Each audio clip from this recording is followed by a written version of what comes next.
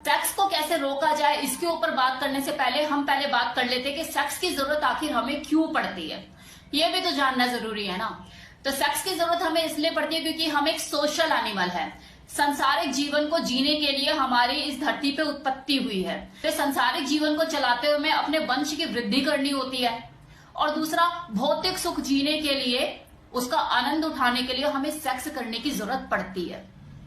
अब अगर इसके ऊपर बात की जाए कि सेक्स इतना जरूरी है, क्या इसे रोका नहीं जा सकता? तो बिल्कुल इसे रोका जा सकता है, लेकिन इसे रोकने की जरूरत क्यों है? जीवन में जीवंतता है और आप इसे रोकना चाहते हैं। ये तो वही बात होगी कि किसी छोटे बच्चे को बोल दिया जाए कि तुझे 1 से 2 घंटे मुंह पे चुप्पी लगा के बैठना है, तेरे मुंह से मैं एक शब्द ना सुन लूं। तो आप सोचिए उसके लिए वो 1 घंटा 2 घंटा जो आपने उसे एक सजा की तरह सुना दी, कितना मुश्किल होगा। और अगर उसी बच्चे को ये बोल दिया जाए कि तुझे पूरी जिंदगी मौन व्रत धारण करके रहना है, तुझे एक शब्द नहीं बोलना, तो उसके लिए वो जीना कितना मुश्किल हो जाएगा।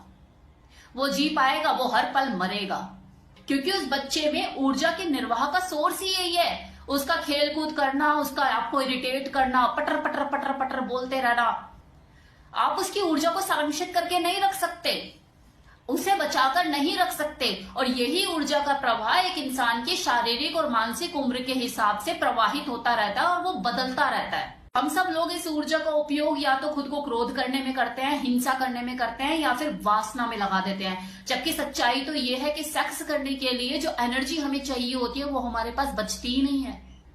हम लोगों में किसी भी चीज को सही तरीके से देखने की जो दृष्टि है, जो ऊपर वाले ने हमें दी है, इस कलयुग तक आते आते खत्म हो चुकी है। और कई बार वो दिव्य आत्माएं आकर जिस धरती पे प्रकट होकर जब हमें कुछ सही रास्ता दिखाने की कोशिश करती है, समझाने की कोशिश करती है, तो उसको भी हम नेगेटिव नजरिए से देखते हैं, बलपूर्वक उसका विरोध करते हैं, उसका तिरस्कार करते हैं। हमारे पुराने साहित्यों में भी ऐसे ऐसे काम वर्णन कथाओं का जिक्र है कि मैं जो बोलती हूँ, या हमारे जो आज के कामुक साहित्य हैं वो भी पीछे रह गए हैं। वही महात्मा अपने उन काम वर्णन में एंड ऑफ द एंड हमें रोकने की बात करते हैं। किस चीज से रोकने की बात करते हैं? क्या मतलब होता है उनके रोकने का? कि इतना मत गिर जाना कि आपको आंख भी बंद करे तो बस स्त्री नजर आए, एक औरत ही नजर आए, उसी का रूप नजर आए। इतना मत गिर जाना, क्योंकि सेक्स जो है इसमें हमला करने की शक्ति है। ये आपको बना भी सकता है और पूरी तरह से मिटा भी सकता है। इससे बचने की जरूरत नहीं है, बल्कि मास्टरमाइंड बनकर इसको बेवकूफ बनाने की जरूरत है, इससे खेलने की जरूरत है। वैसे भी आप सांसारिक जीवन जब तक जियोगे, आप सेक्स से बच ही नहीं सकते। भौतिक साधनों से, चीजों से भरा पड़ा है ये संसार। आपके इर्द गिर्द चीजें नाचती हैं। आप कैसे अपनी आंखों को खोलकर ये बोल सकते हो कि मुझे कुछ दिखाई नहीं दे रहा? ये तो तभी पॉसिबल है ना जब आपकी आंखें खराब हो जाए, देखने की शक्ति आपकी छिन जाए। आप कोई सन्यासी नहीं हो, एक आम इंसान हो जिसे गाड़ी भी चाहिए, पैसा भी चाहिए, लड़की भी चाहिए। लेकिन फिर भी मैं ये कहूंगी कि अगर आप सेक्स को रोकना चाहते हो तो रोका जा सकता है।